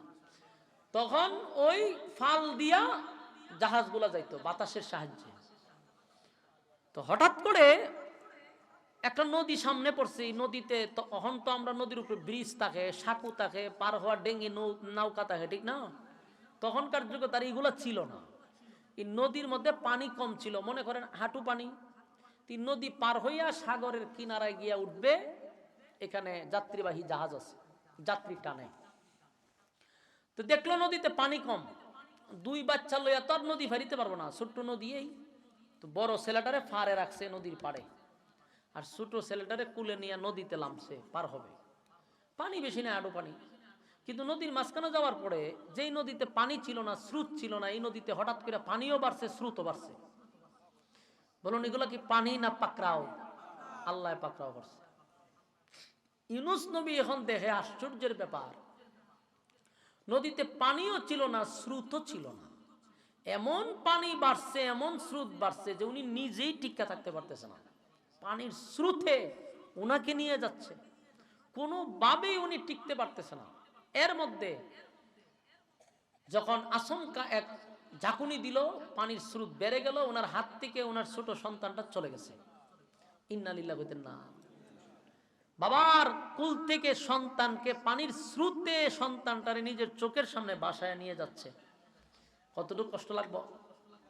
আমার ওয়াজ কি আপনারা বুঝেন? ওয়াজও মনোযোগ আসেনি না? আপনারা খারাপ লাগতেছে? এখন দেখেন ঘটনা, সন্তানটারে স্রোতে বাসায় নিয়ে গেছে, নিজের চোখে বাবা দেখতেছে, কিন্তু আটকাইবার মতো সাহস নাই, সামর্থ্য নাই, পানির স্রোত বেড়ে গেছে। মনে কত কষ্ট, সন্তানটারে হারাইল। কষ্ট নিয়ে চোখের পানি নিয়ে যখন পিছন দিক দিয়ে বড় সন্তানটারে আনতে গেছে, তাকায়া দেখে বড় সন্তানটারে একটা বাঘে লইয়া দৌড় মারছে। বলুন আল্লাহ পাকড়াও করছেনি? কথা হয় না? ওয়াজান্নুন মাসওয়ালা ইয যাহাবা মুগাদিবান ফাযান্না আন লান নাকদিরা আলাইহি। এই মাছওয়ালারে পাকড়াও করছে রে। মাছওয়ালা মনে করছে আমারে পাকড়াও করবে না, আমারে ধরবে না, কিন্তু আল্লাহ যে এই সিদ্ধান্তটা মালিকের পছন্দ হয় নাই, মালিকের মোটেও পছন্দ হয় না, তাই আল্লাহ পাকড়াও করছে, ইউনুস নবীরে পাকড়াও করছে। দুইটা সন্তান চলে গেল, বিবিটারে উনি হারাইল। এখন উনি কয়জন? একা, কেউ নাই, ডাইনেও নাই, বামেও নাই। এরপরে ইউনুস পয়গম্বর নদী পার হইয়া সাগরের কিনারায় গিয়া দাঁড়াইছে, একা, কেউ নাই। এক বুক কষ্ট লইয়া যাত্রীবাহী জাহাজে গিয়া উঠছে। ওইটা মনটা খারাপ, চুপ করে বসে রয়েছে। বসে রয়েছে, জাহাজও ছেড়ে দিছে, জাহাজ যাইতেছে, দেশ ছেড়ে আরেক দেশে যাবে। কিন্তু ঘটনাক্রমে জাহাজ যখন সাগরের মাঝখানে গেছে, এখন জাহাজিরা মাঝখানে খালি ঘুরে যাইব না সোজা, এখন এটা জাগাতি ঘুরে। এই জাগাত ঘুরতে দিকা জাহাজের সমস্ত যাত্রী এবং নাবিক যে সেও চিন্তা করেছে ঘটনাটা কি, ঘটনাটা কি? জাহাজ তো সোজা যায়, ওইটা জাগাত ঘুরে কেন? এরা চিল্লা চিল্লি খাওয়া মাওয়া শুরু করছে, চিন্তা পড়ে গেছে, মানুষ কান্না শুরু করছে যে শেষ, আমরা আসছিলাম কিন্তু এখন আমরা জীবন শেষ। বলুন আল্লাহ কি করছে? মালিক পাকড়াও করছে। ইউনুস নবী জাহাজে বৈশা বৈশা চিন্তা করতেছে, আমার মালিক আমারে পাকড়াও করছে। উনি বুঝতে পারছে যে ওনার আল্লাহ পাকড়াও করছে। এমন ওই জাহাজের যে মানুষ যারা আসিল, আজ থেকে হাজার হাজার বছর আগের ঘটনা, চিন্তা করেন এর মাথার কত ব্রেন ছিল। এরা এটা নিয়ে গবেষণা শুরু করছে যে কেন এরম হইতে পারে, কেন এরম হইতে পারে। গবেষণা করতে করতে এরা বাইর করে নিছে নিশ্চিত এই জাহাজে কোনো গোলাম তার মালিকের অর্ডার ছাড়া দেশ ছাড়তেছে। সুবহানাল্লাহ আসেনি? আমরা তো এখন কিছু করলে প্রযুক্তি দিয়া করি, আর তখনকার মানুষের মেধা ভালো ছিল। মেধা ভালো হওয়ার কারণ আছে তো, গুনাহ কম মেধা বেশি। গুনাহ কম, যদিও তারা কাফের, কিন্তু আমাদের থেকে গুনাহ তাদের কম ছিল। কাফের তো কাফেরই, জাহান্নামী, কিন্তু গুনার দিক দিয়া তারার গুনাহ কম ছিল। কারণ আমরা মোবাইলের গুনাহ আছে, আর মোবাইলের গুনাহ নাই। আমরা মিথ্যার গুনাহ আছে, আর মিথ্যার গুনাহ নাই। আমরা জায়গা দখল করার গুনাহ আছে, মানুষের উপরে জুলুম করার গুনাহ আছে, এদের মধ্যে এটা ছিল না। এদের মেধা খুব ভালো। মেধা খাটায়া চিন্তা করছে মালিকের অর্ডার ছাড়া কোন গোলাম আয়া জাহাজ উঠছ, তাড়াতাড়ি বলো, আর না হয় আমরা দইরা সাগরে উড়ায় ফেলাই দিব। এরা বাইর করছে যে এই গোলামটারে যদি আমরা সাগরে ফেলাই দেই, তো একজনে ফেলাই দিলে আমরা সবাই বাচ্চা যাবো, আর যদি এই গোলাম এই জাহাজে থাকে তাহলে আমরা নির্ঘাত সবাই মৃত্যুবরণ করব। তো সবাই মৃত্যুবরণ করার থেকে একজন মরণ ভালো না? ইউনুস নবী বুঝা লাইছে যে আমার আল্লাহ পাকড়াও করছে, সুতরাং বাঁচার কোনো সুরত নাই। উনি হাত তুল্লা বলে যে ভাই আমি সেই গোলাম, মালিকের অর্ডার ছাড়া জাহাজে উঠছি। তো মানুষ ওনার চেহারা বেসাই রয়েছে, কতক্ষণ তাকায় আছে। কেন জানেন? উনি তো নবীর চেহারা, তো এটা আপনি আমার চেহারা না। কথা বুঝতেছে? নবীর চেহারা, কারণ আল্লাহ যেই যুগে যেই নবীরে পাঠায় ওই জামানার সবচেয়ে সুন্দর করে আল্লাহ সেই নবীরে পাঠায়, সবার চেয়ে সুন্দর তাকে। তো সবাই নুনার দিকে তাকাইয়া পাগল হয়েছে, এত সুন্দর মানুষ, উনি গুলাম হয় কেমনে? কারণ এরা যে গুলাম বের করছে, এই গুলাম আর এই গুলাম এক না। এরা মনে করছে কোন মালিকের বাড়িতে কাজ করতে গিয়া পলাইয়া জাহাজে উঠে আসছে। আর ইউনূস নবী তো বুঝতে পারছে যে আমার মেন মালিকের অর্ডার ছাড়া আমি আসছি। কিন্তু এরা তাকায়া দেখে গুলামের সাথে চেহারার কোনো মিল নাই। গুলাম তো থাকবো গরিব, চেহারা থাকবো মলিন, কাজ কাম করে, তার তো চেহারা এরকম থাকার কথা না। উনি তো মালিকের চেয়েও সুন্দর। তখন এরা কইলে যে না না না না না, আমরা যে গোলাম হইতেছি এই গোলাম না, আমনের চেহারার মধ্যে গোলাম বাসে না, হতেই পারে না। এরা কয়ে রে উনারে যদি আমরা সাগরে ফালাইয়া দিই তাহলে বিপদ আরো বাড়বো। এখন সাগরের উপর দিয়া জাহাজ ঘুরে, আর উনারে যদি ফালায় তখন জাহাজ মাটির নিচে গিয়ে ঘুরবো। সুতরাং উনারে ফালানো যাবে না, বহুত ভালো মানুষ, চেহারা সুন্দর। এরকম যখন চলতেছে, এরা তো ওনারে সাগরে ফালায়ও না আর জাহাজ ঘুরতেই আছে। তখন এরা একটা প্ল্যান করলো যে আমরা একটা লটারি দিব, সবার নাম নিব, যার নাম লটারি তুলবো তারে আমরা ফালাই দিব।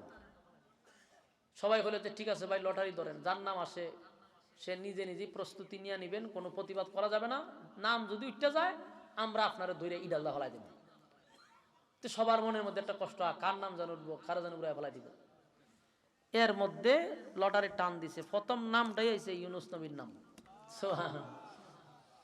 ওয়াজান্নুন ইয যাহাবা মুগাদিবান ফাযান্না আন লান নাকদিরা আলাইহি। এই ইউনূস আলাইহিস সালাতু ওয়াস সালাম কে আল্লাহ পাকড়াও করছে।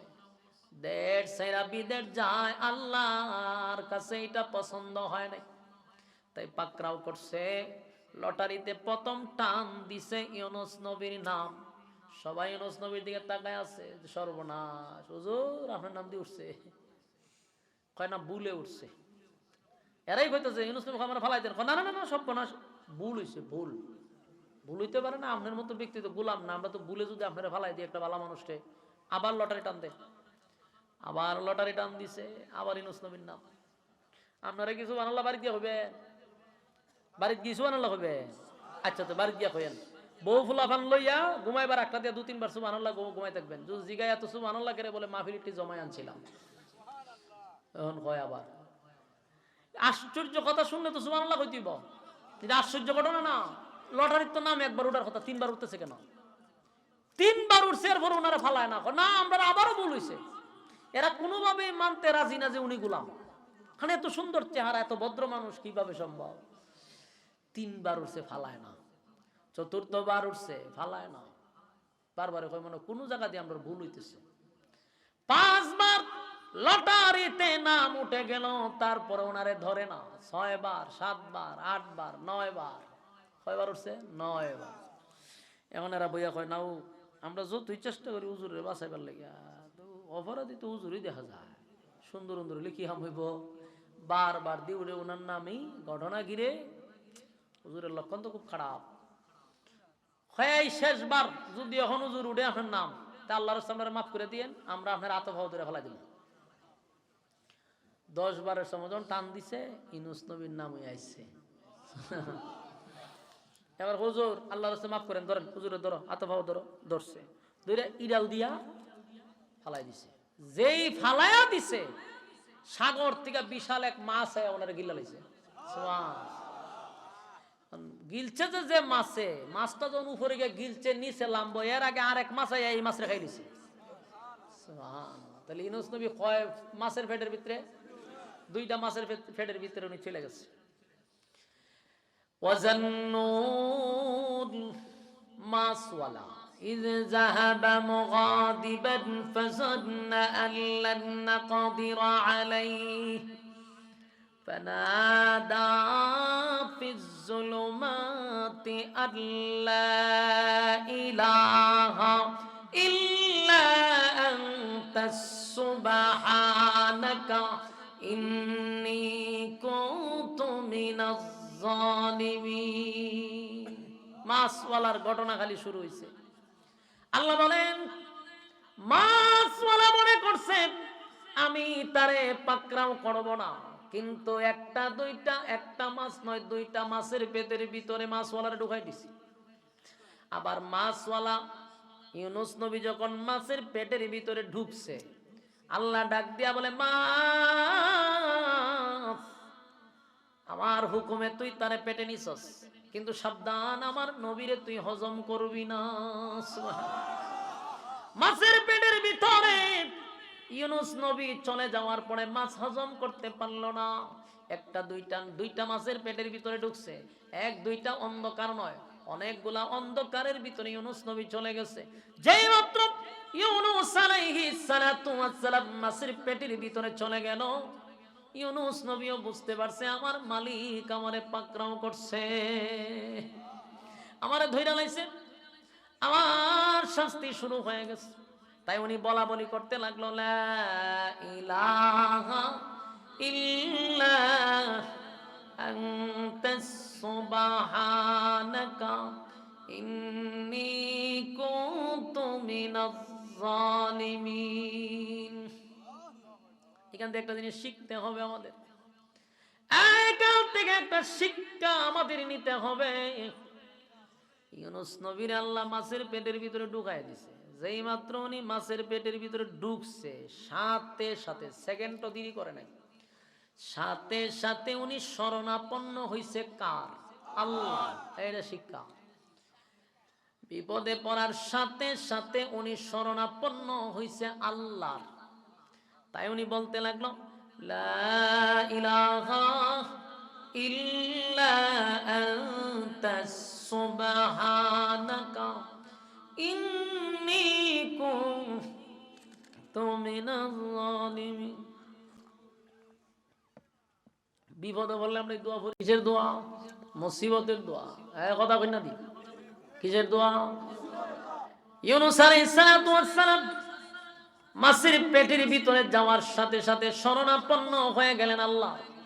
লা ইলাহা ইল্লা আনতা সুবহানাকা ইন্নী কুনতু মিনাজ জালিমিন। আল্লাহ, আপনি ছাড়া কোনো মাবুদ নাই, আপনি ছাড়া কোনো ইলাহ নাই। আল্লাহ, আপনি ছাড়া কেউ নাই, কেউ নাই, আপনি ছাড়া কেউ নাই। লা ইলাহা ইল্লাল্লাহ, আপনি ছাড়া কোনো মাবুদ নাই। যুবক ভাইরা, ইউনুস নবী বুঝতে পারছে আমার মালিক আমারে পাকড়াও করছে। কথা কি বুঝতে চান? যারা যে উঠতা যে ঘটনা কিতা, হ্যাঁ, বয়ান ছাইরা দিতা, ছাইরা দিলে আমার ডাবল সুবিধা। ও আচ্ছাতে মোটামুটি ধরলে চলে যাবে, হ্যাঁ, ওই সুবিধা। অনেকক্ষণ সময় ধরে বলিস আর কত বইতো। আচ্ছা, যারা জরুরত আছে জরুরত লেগে যাইতে পারেন, আর যদি এমনি যান তাহলে কি হয়ে যাব? হ্যাঁ, আচ্ছা ঠিক আছে, অসুবিধা নাই। আপনার বিরক্ত লাগলে কিন্তু আমার ডাবল সুবিধা, অসুবিধা নাই। অলরেডি প্রায় 1 ঘন্টার উপরে সার্ভিস চলতেছে। যুবক ভাইরা, তাহলে একটু মনোযোগ দিয়ে শুনেন। বলুন, ধরছেনি? হারে ধরছে, ওই ইউনুস নবীরে ধরে লিছে।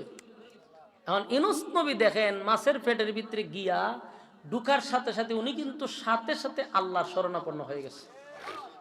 মনে হয়েছে, আল্লাহ, আপনি ছাড়া কোনো মাবুদ নাই, আপনি ছাড়া কেউ নাই, আমি অপরাধ করছি, অন্যায় করছি, আপনি পবিত্র, আমি জালেমদের অন্তর্ভুক্ত হয়ে গেছি। আল্লাহর প্রশংসা শুরু করছে, নিজেরে নিজে দুষতেছে যে আমারই অপরাধ হয়েছে, আমি অন্যায় করছি, আমি আপনার মালিকের ওয়ার্ডার ছাড়া যে কাজ করছি, আমার দ্বারা মুঠোইটা ঠিক হয় নাই, আপনি পবিত্র, আপনি আমার রক্ষা করেন। কথা বুঝতেছে? আল্লাহর প্রশংসা শুরু করছে। আল্লাহ মাছরে হজম করার শক্তি দেয় নাই। ইউনুস নবী 1 দিন 2 দিন না, 40 দিন। কয়দিন? 40 দিন মাছের পেটের ভিতরে ছিল। সুবহানাল্লাহ। এর চেয়ে বড় আশ্চর্য আর কিছু হইতে পারে? মাছের পেটের ভিতরে গেলে কেউ বাঁচে? সাপের পেটের ভিতরে, বাঘে, সাপে, এগুলা যদি কেউ রে গিলে তাহলে কি বাঁচতে পারে? এটা কি সম্ভব? তবে আল্লাহ যদি চায় তাহলে সম্ভব। ইউনুস নবী বুঝতে পারছে যে আমার মালিক আমার উপরে রাগান্বিত হয়ে গেছে, তাই আমারে পাকড়াও করছে। তাই ইউনুস নবীও সাথে সাথে আল্লাহর শরণাপন্ন হয়ে গেছে। লা ইলাহা ইল্লা আনতা সুবহানাকা ইন্নী কুনতু মিনাজ জালিমিন। একদিন দুই দিন নয়, একদিন দুই দিন নয়, প্রায় 40 দিন পর্যন্ত এই দোয়া পড়ছে। সুবহানাল্লাহ। তবে একটা আশ্চর্যের ঘটনা হলো, মাছটা ইউনুস নবীর লইয়া সাগরের তলদেশে দৌড়াইতে আছে, যেমন ইউনুস নবী বিমানে বৈশা রইছে। সুবহানাল্লাহ। গোটা সাগরের ভিতরে মাছ ইউনুস নবীরে নিয়ে ঘুরায়। হঠাৎ করে একদিন সাগরের তলদেশে মাছটা চলে গেছে। ইউনুস নবী শুনতেছে একটা গুনগুন গুনগুন গুনগুন আওয়াজ। সাগরের তলে পানির নিচে যখন এই আওয়াজ শুনতেছিল, উনি আশ্চর্য হয়ে গেছে। এত মজা, এত মজার আওয়াজ, গুনগুনি ঝনঝনি আওয়াজটা কোথার থেকে আসে রে? ইউনুস নবী চিন্তায় পড়ে গেছে। হঠাৎ করে দেখে মাছের পেটের ভিতরে জিবরাইল আলাইহিস সালাতু ওয়াস সালাম। আমার যুবক ভাইরা, নবীরা যেখানে যায় জিবরাইল সেখানে যায়। নবীরা যদি জেলখানার ভিতরে যায় তাহলে জিবরাইল জেলখানাতেও যায়। কথা হয় না? ইউসুফ নবী জেলখানায় ছিল, জিবরাইলও জেলখানায় গেছে। ইউসুফ নবী যখন গুহার ভিতরে ছিল, পানির কূপের ভিতরে ছিল, জিবরাইল সেখানেও গেছে। ঠিক কিনা? ইব্রাহিম নবী যখন আগুনের ভিতরে ঢুকে গেছে, জিবরাইল সেখানেও গেছে। সুবহানাল্লাহ। ইউনুস নবী যখন মাছের পেটের ভিতরে গেছে, আল্লাহ জিবরাইলকে মাছের পেটের ভিতরে পাঠায়া দিল।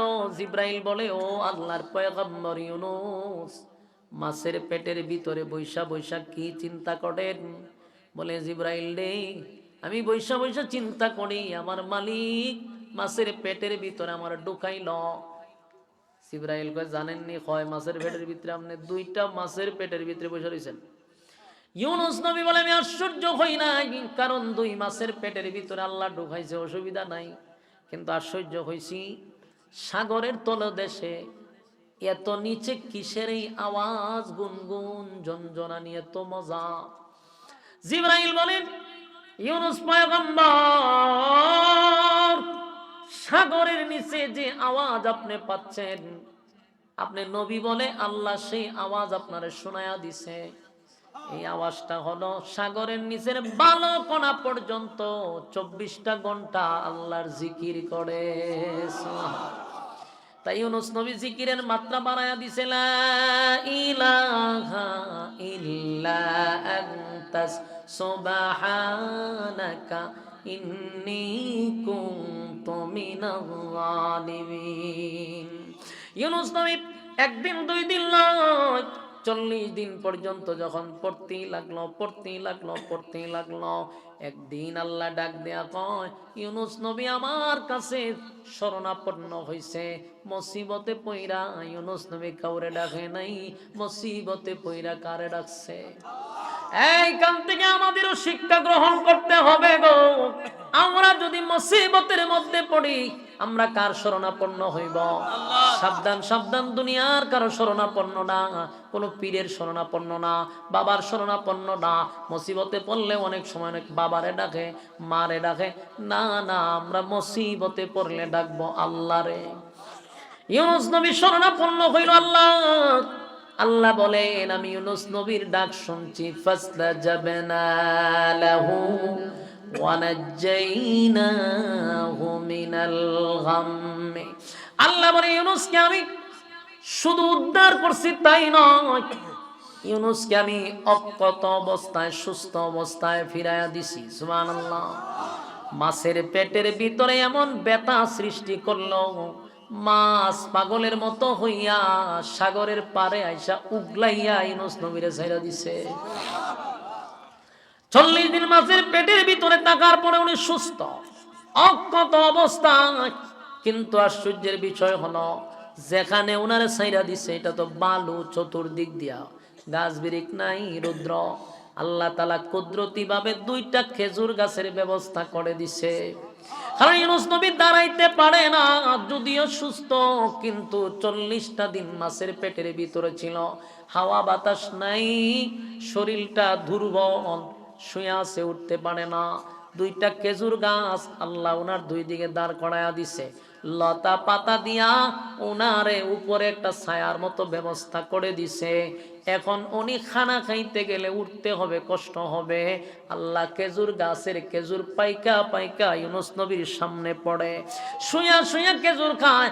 আবার নদীর পানি লবণাক্ত, আল্লাহ মিষ্টি পানির ব্যবস্থা করে দিছে, মিষ্টি পানি খায় আর খেজুর খাইয়া উনি পূর্ণ সুস্থ।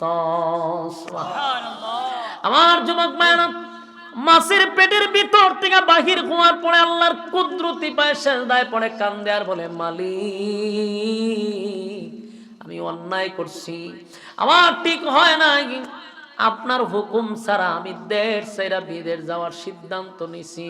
আল্লাহ এটা আমি অন্যায় করছি, অপরাধ করছি, আল্লাহ আপনি পবিত্র। এইভাবে যখন ইউনূস পয়গম্বর মাপ চাওয়া শুরু করলো, বারবার আল্লাহর কাছে মাপ চাইতে লাগলো। 40 দিন পর্যন্ত ইউনূস নবী পেটের ভিতরে। তার মানে যা অপরাধ ছিল, নবীরা কোনোদিন অপরাধ করে না, নবীরা গুনাহ করে না। আল্লাহ মাঝে মধ্যে ওনাদেরকে দিয়া কিছু বল করায় উম্মতকে শেখানোর জন্য। ইউনূস নবী দেশ ছেড়ে বিদেশ গেছে, এটা গুনার কাজ নয়, গুনার কাজ নয়, কিন্তু সিদ্ধান্তটা আল্লাহ দেয় নাই, এই জন্য আল্লাহ অভিমান করছে বন্ধুর প্রতি। আর এই শাস্তি স্বরূপ 40 দিন মাছের পেটের ভিতরে ছিল, দুইটা সন্তান হারাইল, স্ত্রী হারাইল। এবার ইউনূস নবী নিজে নিজে নিজে নিজে সিদ্ধান্ত নিছে, আমি এখান থেকে সোজা নিনুয়া নামক শহরে যাব, ওখানকার মানুষকে আবার কালেমার দাওয়াত দিব, এতে যদি তারা আমারে হত্যা করে তাও কালেমার দাওয়াত দিব। ইউনূস নবী মনে মনে, আল্লাহ আপনার হুকুম ছাড়া আমি শহর ছাইরা ভিন্ন দেশে চলে যাওয়ার সিদ্ধান্ত নিয়েছিলাম, যেহেতু আমি আবার ফিরে আসছি, আমি সব ভুলে গিয়া আপনার দিনের কাজ চালায় যাব গো। নিনুয়া নামক শহরে গিয়া আপনার কালেমার দাওয়াত আমি আবার দিতে থাকবো, আবার দিতে থাকবো। এই যে কাজ, ইউনূস নবী আবার আস্তে আস্তে হাঁটা শুরু করলেন। কোন দিকে? নিনুয়া নামক শহরের দিকে। হাঁটতে হাঁটতে হাঁটতে হাঁটতে যখন উনি নদী মাতৃক এলাকা ছেড়ে আস্তে আস্তে করে নদীটা পার হইয়া সোজা যাইতে শুরু করলো, হঠাৎ করে পিছন দিক দিয়ে একজন লোক ডাক দিয়া কয়, আল্লাহর পয়গম্বর একটু দাঁড়ান। ইউনূস নবী আশ্চর্য হয়ে গেছে, 40 দিন পর্যন্ত, 40টা বছর পর্যন্ত কালেমার দাওয়াত দিলাম রে, কত মার খাইলাম, কত রক্ত জড়াইলাম, কেউ আমারে কোনোদিন আল্লাহর পয়গম্বর বইলা ডাক দিল না, কেউ আমার নবী বইলা ডাক দিল না। আজকে কে আমার পিছন দিক দিয়ে নবী বইলা ডাক দেয় রে? এমনি তাকায়া দেখে একটা জেলে মানুষ, উনি দাঁড়ায়া বলেন, আপনি আল্লাহর পয়গম্বর। নবীজি চিন্তায় পড়ে গেলেন। ইউনূস নবী ডাক দেয়া হয়, আমি যে আল্লাহর পয়গম্বর তুমি জানলে কেমনে?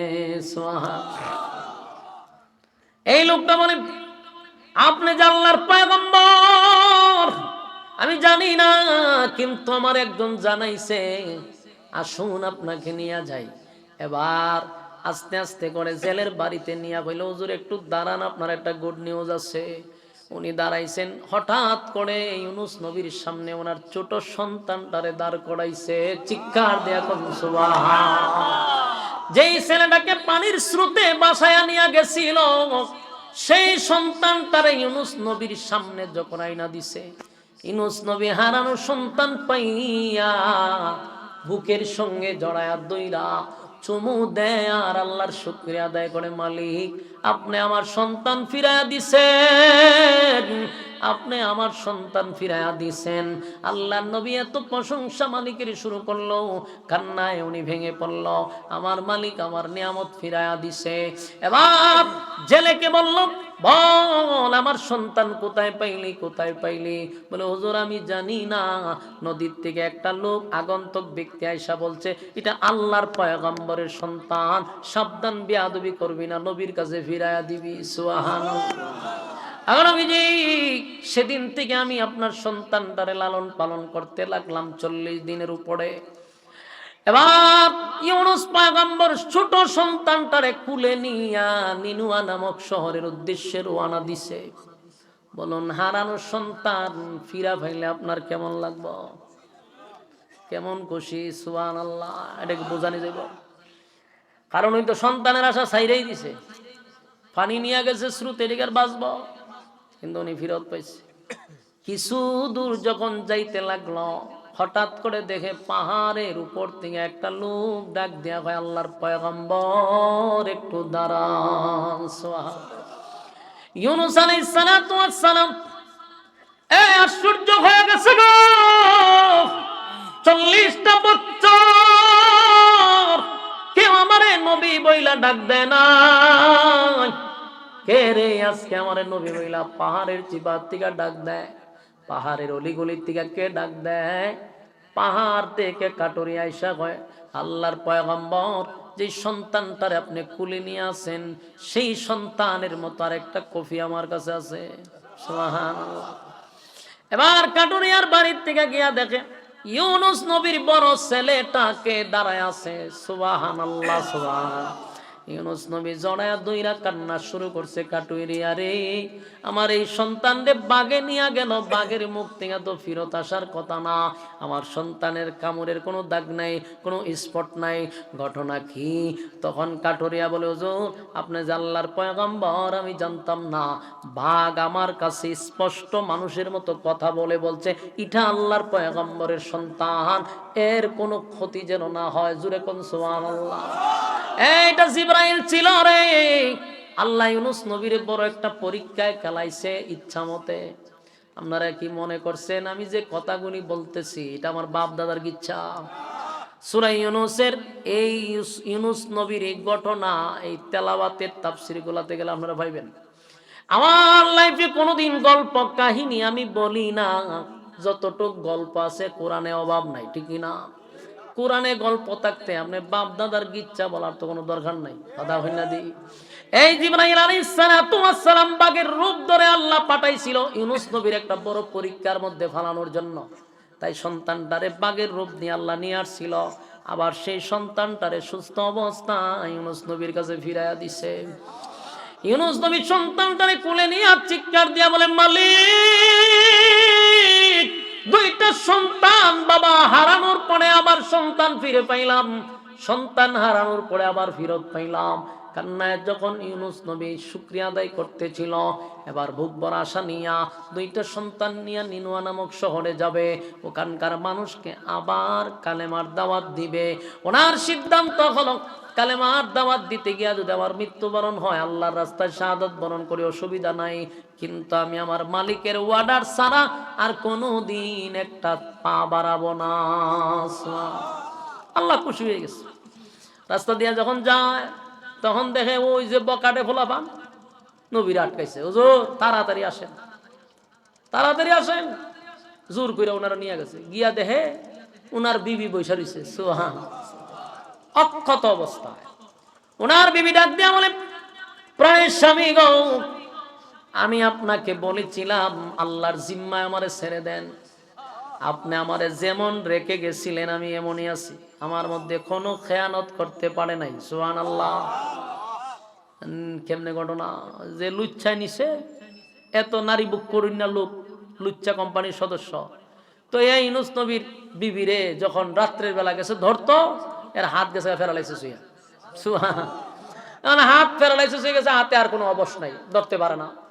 এখন তো চিৎকার শুরু করছে, কান্না শুরু করছে যে আমার হাত তো আর কোনো কাজ করতেছে না, আমি তো প্যারালাইসিস হয়ে গেছি। তখন কইতেছে আমারে মাফ করে দাও, আর জীবনে তোমার দিকে তাকাইবো না, ধরবো না। ইউনুস নবীর বিবি দোয়া করছে, তা আল্লাহ রাত বালা করে দিছে। কিন্তু ওই যে লুচ্ছা তো চোখ খারাপ, কিছুদিন পরে গিয়ে আবার ধরতে গেছে, আবার হাত প্যারালাইসিস হয়ে গেছে। এরপরে আমার কান্নাকাটি শুরু করছে, খানতে খানতে হে বেউস যে আমি আর করতাম না, শেষ তওবা করছে। আবার উনি দোয়া করছে, হাত ভালো হয়েছে। গেল কয়েকদিন, 15 দিন গেল, আবার গিয়ে একদিন চাইছে ধরতো, আবার আল্লাহ তারা দিছে, আবার প্যারালাইসিস কইরা। অহন জন খান্দে ইউনুস নবীর বউ কয়, তোর হাত আর সোজা হওয়ার দরকার নেই, তুই এই অবস্থা থাকলে আমি নিরাপদ, তুই বালা থাকলে আমি নিরাপদ না, এইভাবেই থাক। অনেক দিন পর্যন্ত হাত অবশ্য বসিয়ে বই রয়েছে। যেদিন আইসি ইউনূস নবী এদিন দোয়া করছে, আল্লাহ ভালো করে দিলাম, ভালো করে দিছে, এক কালেমা ফিরে আবার ইমানও আনছে। সুবহানাল্লাহ। তাহলে আল্লাহ ওনার সন্তানগুলিকে অক্ষত রাখছে, কথা হয় না? ইউনূস আলাইহিস সালাতু ওয়াস সালামের দুইটা সন্তান অক্ষত অবস্থায় আল্লাহ ফিরাইয়া দিছে।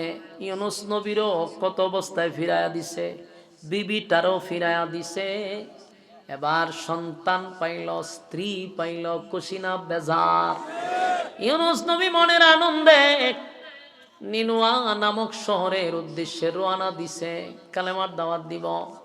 যেই মাত্র শহরে ঢুকছে রে, নিনুয়া নামক শহরের মানুষ তো পাগল পাগল পাগল পাগল হয়ে গেছে নবীরে পাইয়া।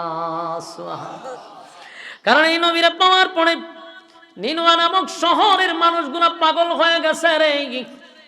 আমরা আমাদের নবীরে কতদিন ধরে তালাশ করতেছি, আমরা আমার নবীর সঙ্গে বেয়াদবি করছি, আমাদের নবীরে আমরা রক্তাক্ত করছি, নবীর শরীর দিয়ে রক্তাক্ত করছি, নবীরে গালি দিছি, গালমন্দ করছি। সেই নবী আমাদের ফিরত আসছে, মিছিল শুরু হয়ে গেছে, আল্লাহর পয়গম্বরের আগমন। দেখো না আমাদের নবী ফিরে আসছে। ইউনূস নবীর আগমনে গোটা নিনুয়া নামক শহরের মানুষ আনন্দে উল্লাস করতে শুরু করলো। আমাদের নবীরে আল্লাহ আমাদের কাছে ফিরাইয়া দিছে, আমার নবীরে আল্লাহ ফিরাইয়া দিছে। আনন্দে তারা আত্মহারা। ইউনূস নবী আশ্চর্য হয়ে গেল, আমি রাইকা গেলাম কি আর মানুষ হইল কি। সুবহানাল্লাহ। ইউনূস নবী আশ্চর্য হয়ে গেছে, মালিক কি এমন খেলা খেললা গো আল্লাহ, আমি তাদেরকে বেঈমান অবস্থায় রেখে গেছিলাম। গজব আসার কথা, গজব আসার কথা, গজব আসলো না। আমি চলে গেলাম তাদের অত্যাচার থেকে বাঁচার জন্য দেশ ছেড়ে বিদেশ। মাছের পেটের ভিতরে ছিলাম 40 দিন, সুস্থ হইতে লাগলো আরো কতদিন। এরপরে সন্তান পাইলাম কত, স্ত্রী পাইলাম কত। আল্লাহ আবার আমার দেশের মানুষ কালেমা পইরা আমার উপরে ঈমান আনলো। জোরে কোন সুবহান। আমার যুবক ভাইরা, এখান থেকে একটা কথা স্পষ্ট, যখন এই জমিনে গুনাহ হবে, গুনাহ হবে, গুনাহ হবে, আল্লাহ গজব দিবে। যখন মানুষ তওবা করবে, যখন মানুষ গুনাহ থেকে ফিরে আসবে, মানুষ নিজের অপরাধ নিজে স্বীকার করবে, আল্লাহ গজব উঠায়া নিবে। এই জন্য সামনে আমাদের জন্য ভয়ঙ্কর একটা কিছু অপেক্ষা করতেছে। আল্লাহ কিন্তু ভূমিকম্প দিবে রে। দুনিয়াতে আল্লাহ ভূমিকম্প বড়টা দেওয়ার আগে ছোট ছোট ছোট ছোট ভূমিকম্প দিবে। এই ভূমিকম্পে লক্ষাধিক মানুষ মারা যাবে, কোটি মানুষও মারা যাবে। কারণ অনেক ভালো মানুষ মারা যাবে খারাপ মানুষের কারণে। এই জন্য আমরা যদি মালিকের কাছে তওবা করি, মালিক জীবনের সব গুনার উপরে আমরা লজ্জিত, মেহেরবানি করে মাফ করে দেন, গজব আপনি দিয়েন না। এই বাংলাদেশটা 96% মুসলমানের দেশ, বহু হাফেজ আলেমের বাংলাদেশ, বহু পীর আউলিয়ার বাংলাদেশ। যেই বাংলাদেশের ফজরের আগে লক্ষ লক্ষ মাদ্রাসা থেকে ছাত্রদের কোরআন তেলাওয়াত হয়। এই কোরআনের আওয়াজের কারণে মালিক গজব দেয় না রে, গজব দেয় না। যদি মাদ্রাসা মসজিদ না থাকতো, মালিক গজব দিয়া ধ্বংস করে দিত। ঠিক কিনা বলেন? এই জন্য আল্লাহর কাছে মাপ চাইতে হবে। কারা কারা গজব থেকে বাঁচতে চান হাত তুলে দেখায়া দেন। লিল্লাহে তাকবীর, লিল্লাহে তাকবীর। আল্লাহ আমাদের সবাইকে এই কথাগুলির উপরে বলনেওয়ালা শুনলেওয়ালা উভয়কে সহি সহি আমল করার তৌফিক দান করুন। সকলে বলে আমিন। সম্মানিত সুধী, দীর্ঘক্ষণ সময় আপনারা একাধারা মৌমাছির মতো বসে বসে কথাগুলি শ্রবণ করেছেন। আর আমি আপনাদেরকে বলেছিলাম যে উড়াউড়ি করেন না, আপনারা উড়াউড়ি করছেন না। কিছু মানুষ জরুরতের জন্য গেছেন, আমার সামনে আপনারা বসেছিলেন, কথাগুলি দিলের কান লাগায় শ্রবণ করছেন। কিন্তু কথা শুনলেই হবে না, কথার উপরে আমাদের আমল করা দরকার। আমরা যে কথাগুলি বলছি, 1 নাম্বার হলো জমিনে গজব আসে আমাদের কারণে। আমরা গুনাহ করি, আল্লাহ জমিনে গজব দেয়। যদি আমরা ফিরে যাই, আল্লাহ গজব দিবে না। তা আমরা এই মাহফিল থেকে এটা শুধরাইতে পারবো তো ইনশাআল্লাহ। আমরা গুনাহ ছেড়ে দিলে আল্লাহ গজব বন্ধ করে দিবে। গুনার মাত্রা যখন বেড়ে যাবে জমিনের মধ্যে কম্পন সৃষ্টি হবে। আল্লাহ আমাদের সবাইকে এই গজব থেকে হেফাজত করে। সকলে বলে আমিন। দুরূদ শরীফ পড়েন। আল্লাহুম্মা সাল্লি আলা মুহাম্মাদিন ওয়া আলা আলি মুহাম্মাদ কামা সাল্লাইতা আলা ইব্রাহিম ওয়া আলা আলি ইব্রাহিম ইন্নাকা হামিদুম মাজিদ। হু পিছনে আছে রিসিট আছে কেন? আল্লাহুম্মা বারিক আলা মুহাম্মাদিন ওয়া আলা আলি মুহাম্মাদ কামা বারাকতা আলা ইব্রাহিম ওয়া আলা আলি ইব্রাহিম ইন্নাকা হামিদুম মাজিদ। দোয়া শরীক হব। আমি মুসাফির মানুষ, বহু দূর থেকে আসছি। আপনাদের একটা মাহফিল আসতে 12 ঘন্টা 13 ঘন্টা 14 ঘন্টা যায়। এই যে এখন যদি রওনা দেই তো সকাল 9টা বাজবে। কথা বুঝতেছেন? আমরা এত দূর আসলে প্রোগ্রাম রাখতে ইচ্ছুক না। এরা অনেক কষ্ট কইরা ওই সিলেট গেছে, পরে দাওয়াত রাখতে বাধ্য হইছি। কেন? আপনারা এখানে যত সময় আইছি, আমি আজকে প্রোগ্রাম করলাম হলে 3টা, আমি সর্বনিম্ন প্রোগ্রাম করি 3টা। দেখা যায় 3টা প্রোগ্রাম করে বাড়িতে 2টার ভিতরে ঘুমাই থাকতে পারি। কথা বুঝতেছেন? তো এত দূর আইসা আমরা দিনও শেষ রাইতও শেষ। তাহলে এখানে এত দূর আইসা প্রোগ্রামের জন্য শুধু হাদিয়ার জন্য আসি না, মহব্বতই আসছি। কারণ এর থেকে বেশি আমি 3 প্রোগ্রামে পাই। কথা বলছেন? তাহলে কেন আসলাম? একটা মানুষ আমার বাড়ি থেকে দাওয়াত দিছে, যদি এত মানুষ গাড়ি লিয়ে গেছে আমি দাওয়াতটা কেমনে ফিরাই দেই? বিবেকে বাধা দেয়। এই জন্য কষ্ট হইলো আপনাদের এখানে আসি। আর আপনাদের এই আয়োজনটা যারা করছে এদেরকে জিজ্ঞাসা করলাম, এটা নাকি যুবকরা মিল্লা করছে, কোনো কালেকশনও করছে না। তাহলে তাদের উদ্দেশ্য হলো এলাকাবাসী যেন দিন বুঝে দিন শিখে। আল্লাহ তাআলা এই মাহফিলটা যারা করছে আমরা সবাই তাদের জন্য মন ভরে প্রাণ ভরে দোয়া করবো ইনশাআল্লাহ।